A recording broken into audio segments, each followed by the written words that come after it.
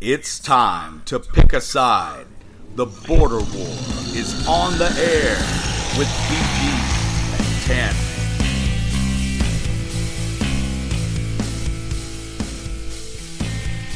Hello everybody and welcome into another episode of the Border War. This is number 137.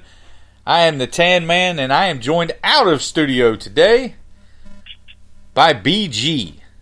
BG, are you there? I am here. Hopefully you can hear me. Well, the little red lines on the screen indicate that you seem to be coming through just fine, so we'll cross our fingers and hope. By the way, I meant to tell you, I heard that little buzzing thing you were talking about the other day. Oh, you did? It's pretty annoying, so we extend our sincerest apologies.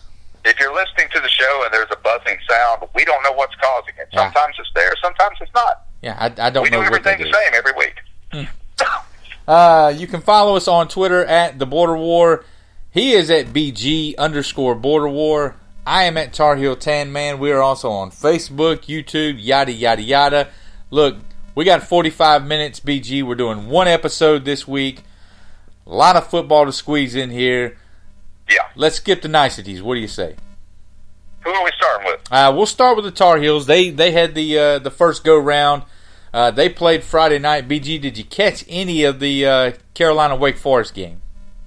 I forgot that it was on for about probably most of the first quarter, and then once I remembered that it was on, I tuned it in, and I honestly found it incredibly entertaining. I love to watch a game when I don't care who wins. I wasn't pulling for or against anybody.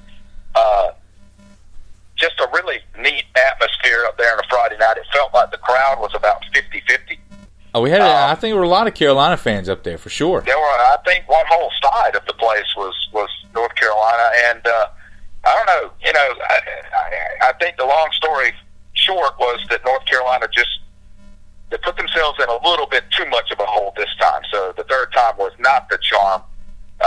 They obviously won the second half, but didn't win the second half by enough to come back from just playing kind of flat in the first half. Yeah, look, Wake Forest is a better football team than I thought. No, you're right about that. They are better than you think. You know, I think the last time we played Wake Forest, it was a few years ago. They were kind of going through the transition, and I think we beat them something like 52-14. You know, for the Carolina fans who may be kind of, because they're in the Atlantic Division. If you kind of not keeping up with Wake Forest football, you're not alone, but they're not a terrible football team. If you missed the first quarter the other night, BG, you didn't miss anything. For North Carolina, I thought it was a horrible first half.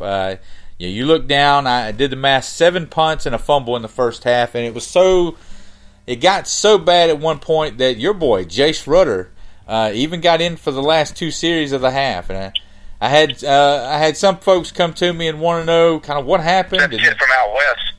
Yeah, the kid from Kansas, I think, or somewhere out there. Yeah, the mobile guy. Yeah, I remember being all excited about him. Of course, we didn't even know who Sam Howell was then. Right. But had a lot of people Monday morning getting back to work ask me about Howell getting benched, and I said, look, he got timeout, pumped over. He didn't get benched. This was more Mac Brown going, look, man, you got to calm the heck down, because the first half, like I said, they got nothing going offensively. Second half, look, they kind of got some things going. 2 fourth-quarter touchdown passes, but I really want to tip the cap to the North Carolina defense. In the first half, into the second, Wake scored on 3 straight possessions. They got stopped on a 4th and 1 at the Carolina 6, and a stop that really might have been a backbreaker. But from then on, the defense held their line. They got some stops until the offense got a chance to find itself a little bit. And then, like we said, Howell, listen, he's Mr. Ford. Say what you want about how he played the first half. Listen, this kid is Mr. Fourth Quarter. 2 more fourth-quarter touchdown passes this week.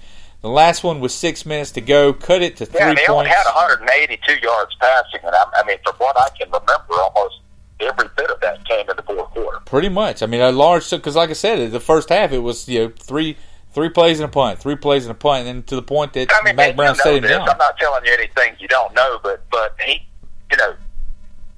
being Mr. Fourth Quarter is great, but you can't wait until the fourth quarter 12 times a season. No. And this is 3 weeks in a row that he's done it.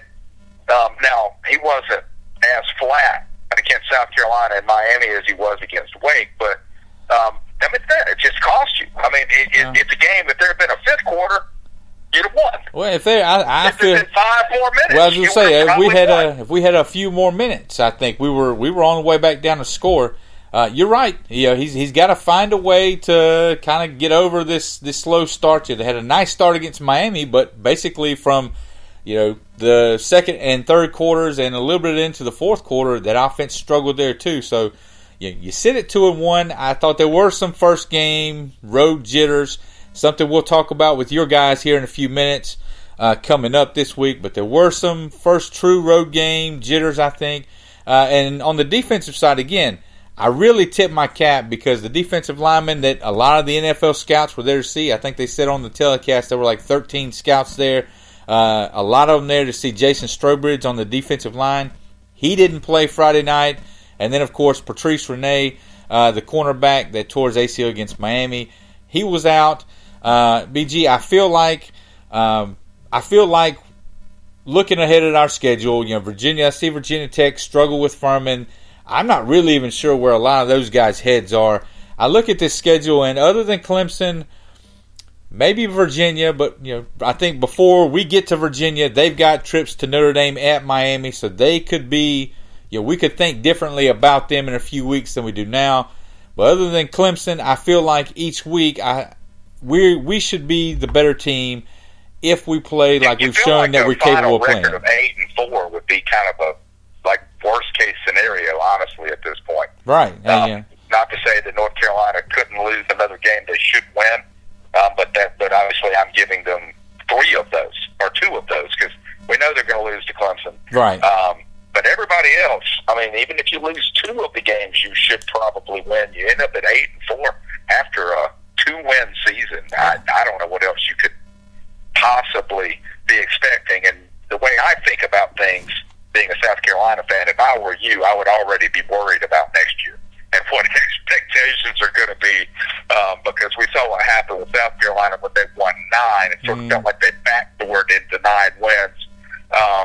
They come back the next season, because I don't know with North Carolina. I don't know what class a lot of your contributors are, but sometimes you have a quarterback kind of brings some excitement in like this, but the team itself is sort of cycling out. So we can talk about that another time. But, right. I mean, for right now, just enjoy the fact that you're probably going to have a pretty nice football season and get a pretty nice, maybe January 1st bowl game. Well, look, that's me. You know me. I'm a basketball man. I've always said, look, I just want the football team to be entertaining. I don't have any grand ideas that, we're going to win a national championship. I just want to be entertaining. And, look, I'm entertained. I'm entertained right now. Switching over to you guys. Speaking of true freshman quarterbacks that, kind of held their own Saturday, I thought Ryan Helinski, in a game that we both thought was going to be an absolute massacre, I thought Ryan Helinski did some good things in there Saturday, and a late touchdown cost us both in the picks list. You can call it a trash time touchdown, but I mean, I don't think any of us think Alabama's second string is South Carolina State or Furman here. No. They were, that second string wanted to stop that touchdown too. I mean, they weren't out there just sort of letting it happen. They weren't calling a prevent defense. Look, man, the bottom line is the kid threw for 324 yards against Alabama. I mean, he had one pretty bad pass. He had the one really bad interception. Yeah, and that's, look, it's like I tweeted that day. The offense, I think, is good enough to play with anybody in the country. What I want to talk about is on the other side of the ball, man. Yeah. Our defense just looked awful. And I don't want to hear that it was Tua. I don't want to hear that their wide receivers just out-athleted us. I mean, that's fine. Both our corners are 4-star guys, but our safeties and our linebackers and some of the angles, that's not.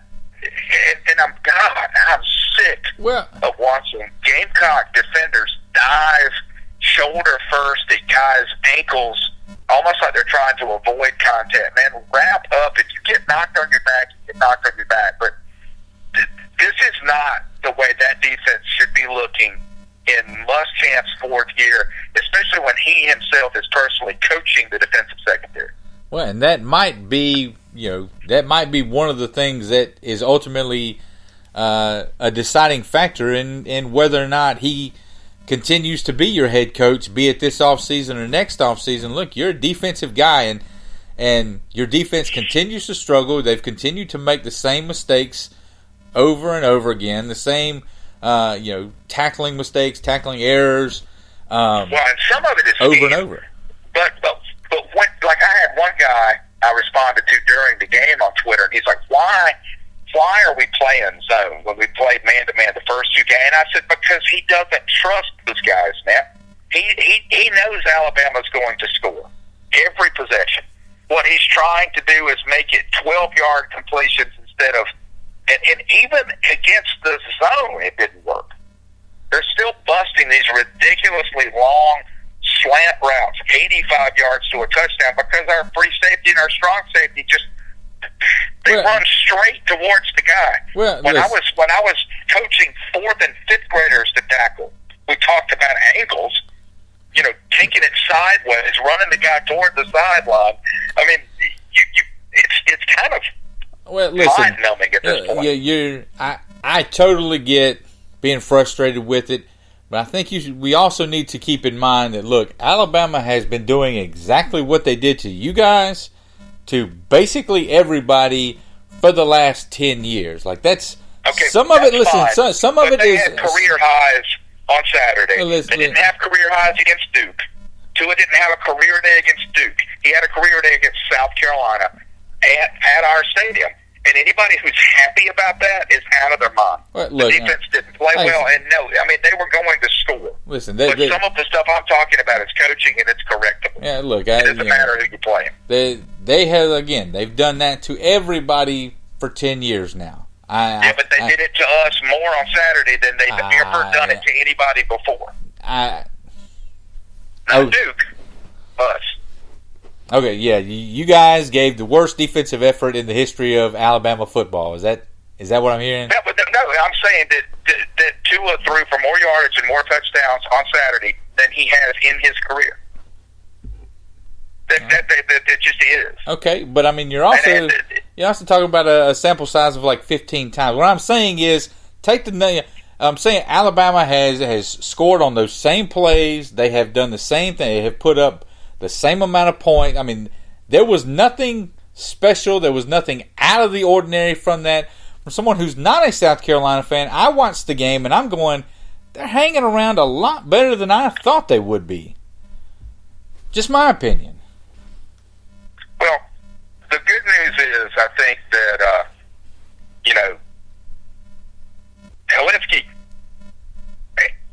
like I said, people want to say he made freshman mistakes. I don't know if he made freshman mistakes because, are you really going to tell me that if Jake Bentley had been playing in his senior year that he wouldn't have thrown that same game? He would have done the same. Exactly. That's what I'm saying.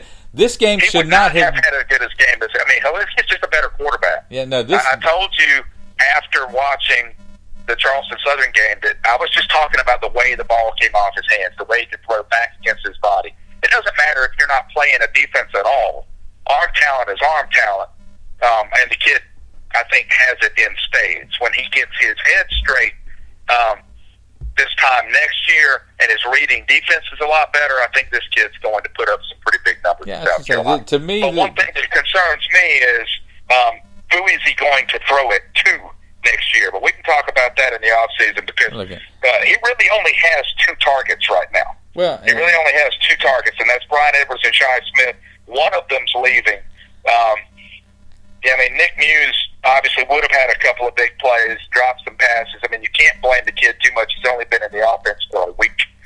He wasn't even allowed to practice before last week. Helinski is a true freshman. It's not unusual. I don't think that's anything, kind of off the beaten path, that he's going to find two or three guys that he's really comfortable with and zero in more on them. But what I was trying to say is that, to me, this game was not about can we beat Alabama? This was more about, okay, how is Ryan Helinski, how is he gonna handle this situation? And I thought, like you said, I thought he did as well as you could have possibly expected him to do.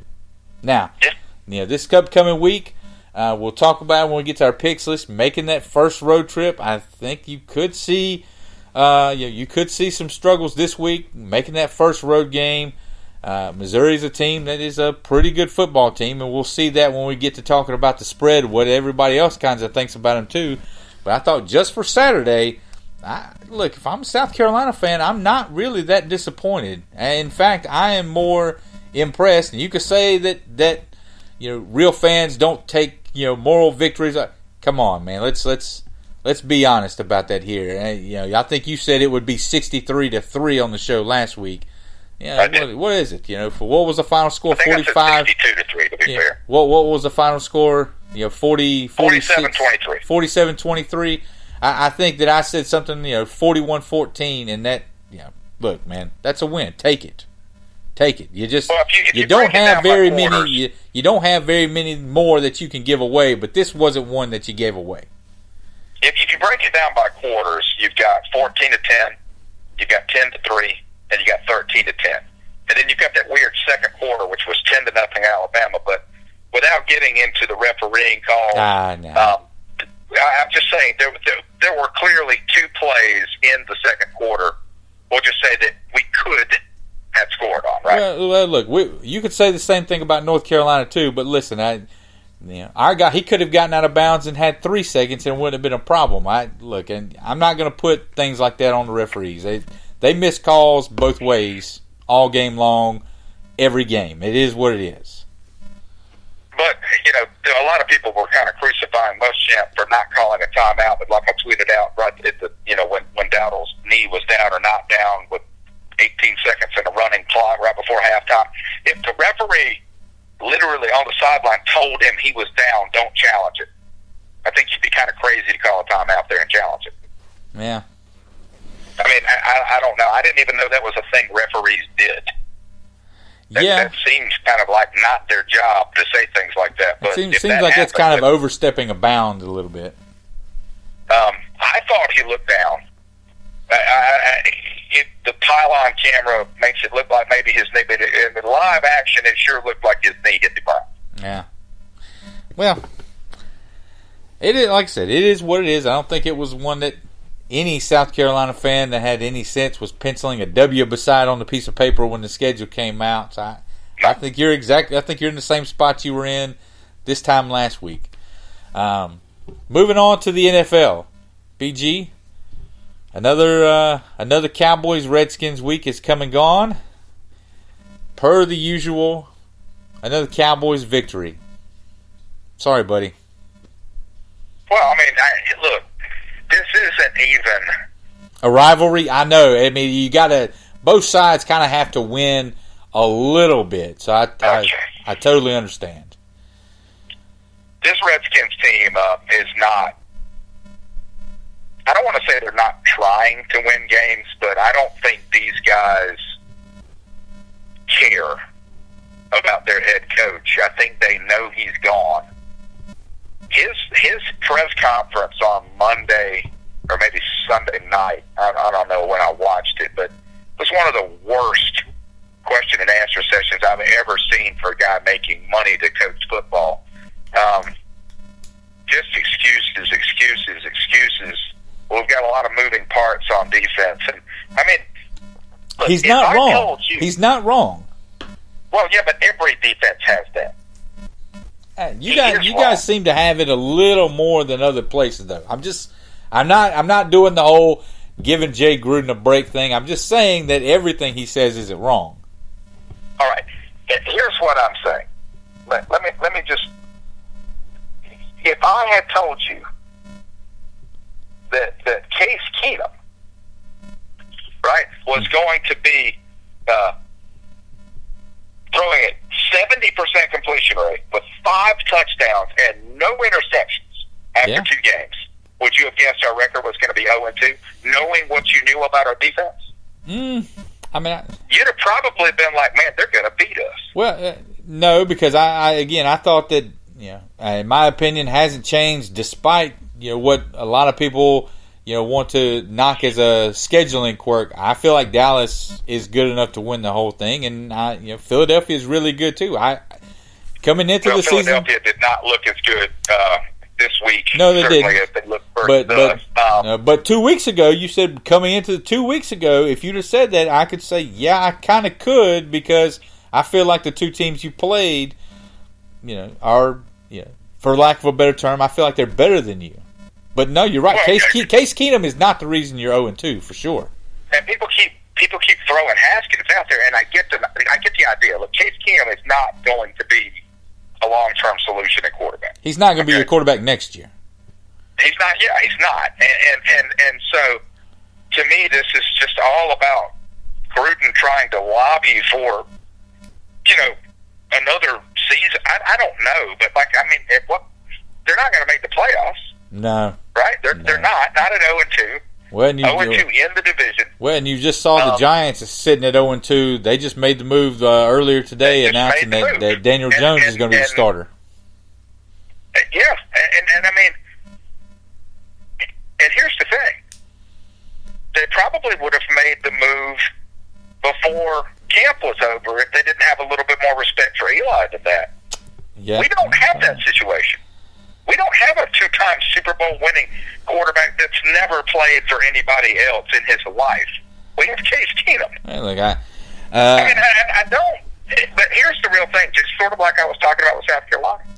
What is up with the defense, man? Our defense this time last year was the third-ranked defense in the league. But they were the sixth-ranked defense in the league in week 10. When Alex Smith went down and the season fell apart, something isn't right. And I don't think it's look, I've talked about this over and over and over in the NFL. There's a culture issue up there. There's a locker room issue up there. Well, there's a culture issue. And those players. Yeah, there's a culture issue. Did you see the stadium? Like one half of the side of a lower bowl was all. Yeah, damn right. There's a culture issue up there. When you let the Dallas Cowboys, your chief rival, come in and basically take over the lower bowl of your stadium, yeah, you got a problem. What does that tell you? That tells me that basically, you said it a few weeks ago, the fans even have checked out on that team. They don't, as long as they have this owner who hires coaches like this. He either look, Jay Gruden was a good hire, okay? Jay Gruden coming out of Cincinnati, I won't say it was a great hire. No, you're right. He never won a playoff game in Cincinnati, I won't say it's a great hire, but kind of like the Larry Fedora hire at North Carolina. Like if you didn't hire him, somebody else was going to hire him. He was going to get an opportunity somewhere. But now, that's over. Mm-hmm. That's over. Well, look, and I feel like every Redskins fan knows that the rest of this season, all we're doing is just sitting here waiting. I mean, it's already over. It is not over in Dallas, BG. You see Dak Prescott, this guy, he's on his way to $35 million. I can't believe that it hasn't come across the bottom of the screen now. Another huge day for Dak Prescott. I looked at he's 51 for 62 for 674 yards. He's completing 82% of his passes, my friend. And the only pick he had, which by the way, I saw this was the first interception that he's ever thrown against Washington. It was a batted ball. Look, I pulled up the stat. You can look far and wide across the league, wherever you want to. Right now, Dak Prescott is playing the quarterback position as good, if not better, than anybody else in football. And I will die on that hill, BG. It is time to pay this man. Well, I mean, look, after 2 games, you're absolutely correct. I mean, it's been 2 games. We're going to year 4. Well, that's all he's played this season. That's all he's played this season. But I've also got three other seasons where I've looked and gone, yeah, he's probably that dude. But I don't see how this isn't there even. There have been plenty of games where that looked very, very mortal. He never looked bad. Okay. But there have been plenty of games in his career, not even just his rookie year, where he threw for 210 yards and had a 51% completion rate. I'm not saying that he's going to revert back to that. Okay. He very well might not. But I think one thing we're finding out is that the talent you throw the ball to matters. Michael Gallup is starting to step up. Yeah. And obviously Amari Cooper changed that whole offense, and I think having Jason Witten back has helped him tremendously. Yeah. Because the guy is just a wizard at getting open in the zone and giving you 8 yards when you have to have them. Okay, so you have all these pieces, right? You're paying. Sure. You have all these pieces. You're paying all these players. I said it before. All these, times that you can go back and nitpick all throughout Prescott's career so far. They've all been when he didn't have any of these weapons. Like, you're not judging him by the same scale. When you give him the stuff to play with, when you give him the ingredients, he can make the meal. But when you ask him to make a steak dinner and all you give him is fat back, it's not going to work. Well, and so that's why I'm not overly excited about Haskins playing at all this year anymore. I mean, Terry McLaurin has been a nice pickup. I mean, there's a problem though when a third-round rookie becomes your number one receiver. It kind of tells you all you need to know. So if Haskins starts next week, who's he going to throw the ball to, man? He's not starting next week. There is nobody. He's not starting. Look, this game was, watching it, I say it felt closer. It looked closer on the screen, on the scoreboard, than it really was. I know. Oh, sure. You guys did a fantastic. Scored a trash touchdown. Yeah, no, you guys did a great job. Getting us kind of out of our game plan early on. But kind of once we found that rhythm, once we found that rhythm, I think we went. Made adjustments because that's one thing that Jay Gruden and his staff is not going to do. I think this is 2 weeks in a row that Washington comes out and jumps all over somebody, and then that's it. They just keep doing the same thing, and the other team adjusts to it and start stopping it, and your defense, we just keep doing it. You're knocking your defense. Your defense got some stops early. You forced some punts. Of course, you got the interception off the tip ball. But I think after that, we scored on every possession. If I'm remembering that, right, I think we scored every possession once we kind of got things rolling. Look, I don't care what anybody says. That was a good win, but I did see something interesting today. ESPN's NFL Nation. Where do you think they had the Redskins ranked? 1 through 30 correctly. Yeah, I guess it was like a power ranking thing. 29th. Close. Would be my guess. Yeah, close. I think it had them at 30th. And they were only ahead of the Giants and the Dolphins, which, like I said, kind of surprises me because I watched the game and I feel watched the game last week against Philadelphia some, and I feel like you guys are better than 0-2, but there are a lot of good young players, especially on the defensive side of the ball, at the skill positions on the offensive side of the ball. But I mean, again, I think Darius Geis. I mean, I don't know what that's going to turn into. I'm starting to wonder if he's just going to be hurt. Yeah, that might not. He might not be the guy that we all thought he was. And look, Adrian Peterson really struggled Sunday, and I know you got some issues along the offensive line, but look, Father Time is undefeated for a reason, and the dude's 64 years old. I mean, he's not going to keep going out there every week like that. Well, other than McLaurin, right? You know your offense is going to produce. Okay, if you're the Dallas defensive coordinator, who on the Redskins wide receivers are you worried about? None. You drop 2 deep safeties and you stack the box, and that's why Adrian Peterson couldn't run. It goes back to that same thing we're talking about. I mean, it's sort of like playing rock, paper, scissors with somebody. Paper, rock, scissors. Paper, rock, scissors. And somebody only uses 2 of the options, right?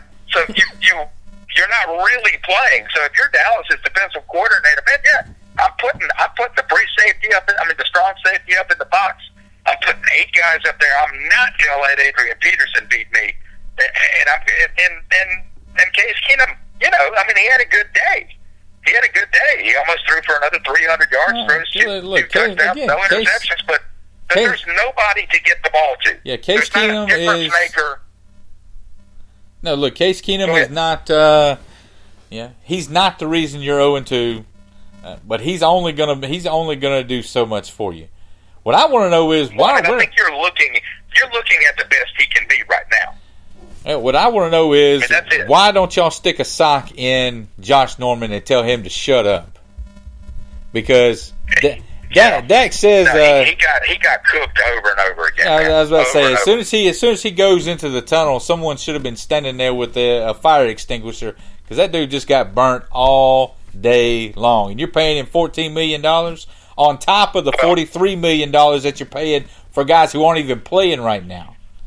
The quarterback of that defense that held everybody accountable was let go from the team last year because he criticized the coaching staff.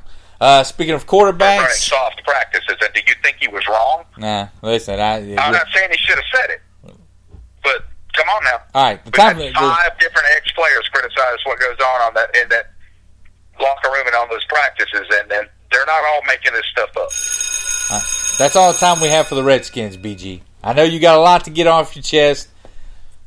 We're on the clock, so we got to get to the Carolina Panthers. They've got a lot going on up there, BG. I saw the press conference today. If you haven't seen, Cam Newton is out again. He's back out with the foot issue.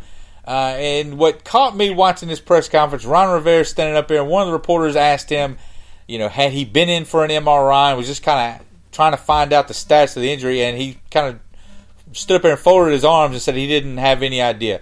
You're the head coach. How do you not know if your franchise player, the face of the whole organization, how do you not know if he's had a freaking MRI on his foot that we've all been talking about now for 3 weeks to a month? Well, I think what you call that is a bald-faced lie. Yes. And, again, you get into some culture stuff there, and I don't think that this is a healthy locker room either. When you're watching this game, this last Thursday night? It was Thursday. Yeah. And the discussion, I don't know how much of it you watched, because it was like watching paint dry. I flipped over some between Big Brother. Of like how popular Cam is in this locker room. I mean, when the guys on the broadcast start discussing, basically, are there guys on this team that hate him, that are sick of him, standing up in a press conference saying, I need to take a look in the mirror and I need to decide what kind of player I want to be, when he's wearing a scarf wrapped around his head with barbed wire. Look, I cannot take this clown seriously. That's what I was getting ready to say. I cannot take any grown man seriously that comes up there dressed like he's and all that stuff. Listen, when you're going 15-1 and you're the MVP of the league, you can dress however you want to, and nobody's going to say exactly what I was going to say. Nobody's going to say anything. But when you are, when your game has regressed, to the level it has, whether you want to blame it on injury, whatever. But when you are not living up to that level that you set before, and you act like that, and you dress like people are going to come at you, and it's almost like he doesn't realize that. Well, my thing is, if I'm him, and that's what we're going to change a lot of stuff if I'm him, but I've got a winning outfit and a losing outfit, and I don't care if I throw for 500 yards and 5 touchdowns. If my team loses the game, then I am not wearing that stuff. I'm not going to wear that stuff anyway. But you see what I'm saying? You can't look like you can't look like a clown. That guy. You can't, and it's like, I don't know, man. Like Jameis Winston made him look bad. Well, listen, I don't even know what that means. The Carolina Panthers, Cam Newton has not won a football game since November the 4th. So we are over 10 months now since Cam Newton last won a football game. He looked good early. I don't know if he tweaked something. A lot of people are talking about that weird kind of awkward throwaway he had. I think late in the first quarter, but he went 18 for 41 after that. He is missing throws. He missed throws the other night against Tampa that people sit in the stands on Friday night at high school football games and boo children for missing. Like, some of this stuff is just almost inexcusable. And I think it's getting to the point now where I think that there's a real question. I had an interesting conversation with a friend of mine the other day, big-time Carolina Panther fan. I offered him the ability to come and take like a one-time pass to come to the Cowboys bandwagon. He refused. I said, I'll leave it out there. But I think there's a legitimate argument to be made if Cam Newton has not already played his last snap for the Carolina Panthers. Oh, I think that's a legitimate question. I think you're staring down the NFC South. You have Tampa, who can walk away from Jameis Winston, no strings attached. You have the Saints right now, who you've got Drew Brees, the thumb on his throwing hand. At least 6 to 8 weeks. He's going to be 41 years old by the time this season ends. He's not going to play forever. And then you have the Falcons, who you have Matt Ryan, and you paid him lots of money, but you watch him, and it feels like other than that one season he had, kind of like Cam, other than that one season where Matt Ryan was at the top of his game, it feels like that team always goes 7-9 or 9-7. So there could be a race, a race to rebuild in that division. And if I'm Carolina, I'm giving serious thought to whether or not we need to go ahead and get ahead of everybody else now, because like I said, I think the Miami Dolphins have the Tua Tagovailoa sweepstakes on lock. They're awful. They shouldn't even be a football team. But next behind him, you ever notice every time that happens, it's in Miami? Yeah. No matter what sport. But right behind Tua is Trevor Lawrence out of Clemson coming in next year. And listen, let me tell you what. You start, Tua, not sold on him as an NFL quarterback. Well, listen, you can say that, but we weren't sold on Kyler Murray either, and he started for 300 yards. And we weren't sold on Lamar Jackson either, and he's looked like one of the best 3 quarterbacks in the league through the first 2 weeks. The game is changing, whether we like it or not. It is changing, but I'm just saying, if I've got a choice between any of those guys, man, I'm still taking Trevor Lawrence. I don't care that he doesn't look great now, because he's mobile enough. I mean, the thing that Cam has never been able to develop, and I tweeted it last night. I was watching Baker Mayfield. Speaking of awful football games, that game. But you watch Mayfield. Now Mayfield's fast, right? In college, he had a couple of 200-yard rushing games, I think. Mayfield's instinct is not to take off. No, he can, but he will not. No, even as a second-year quarterback, he uses his mobility to extend the play, to shift the pocket. He's always looking downfield.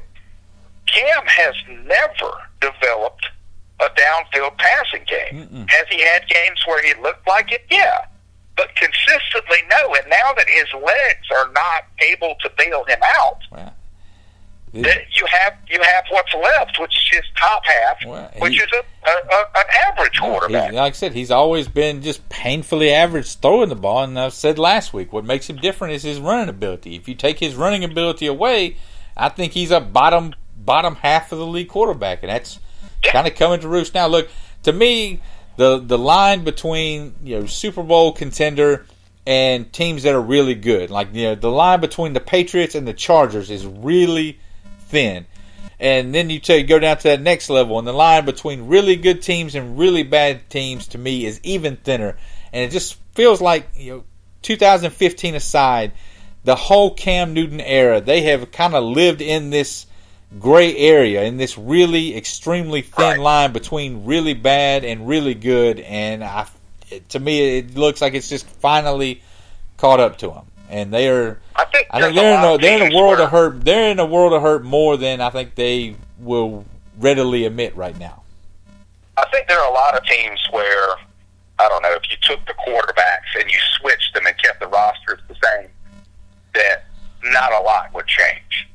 But I think if you took even a guy like Case Keenum, right, and you put his performance with the tools that are available in Charlotte, that would be a nasty football team. I know. I think that team, the offensive line woes aside right now. I think the talent is on that team, especially in that division. Yeah. Now that Breeze is out, that division is wide open right now. And the Panthers have already put themselves behind the 8 ball, and looks like they're going to go with Kyle Allen moving forward. So Well, don't be surprised because of that division, with Breeze being out, when he comes back and they still don't win it. Yeah, no. Because no one else is going to step up and do it. If it's not Atlanta. You have two teams right now, these two teams we're talking about, that don't even really look competitive because their quarterback play is so bad. Not competitive, BG. The last few minutes of the show, typically we do our picks list and we tell you what's going to happen this upcoming week. And last week, look, if you used our picks and went out to the betting window, you could have made a ton of money as long as you bet the opposite. I think BG went the other way. I think BG went 3-7 and somehow made up 2 games on that 3-game lead I had. I told you not to tell those numbers, man. Well, you don't have to hold yourself accountable. Well, listen, I'm not ashamed. It is what it is. First game on the list this week. We got about 4 minutes left, so we'll get through them. Number 11, Michigan, at number 13, Wisconsin. Who you got? Wisconsin minus 3.5. I'm going to go with the Badgers to cover. I'll take Wisconsin. They're at home. I'll take Wisconsin.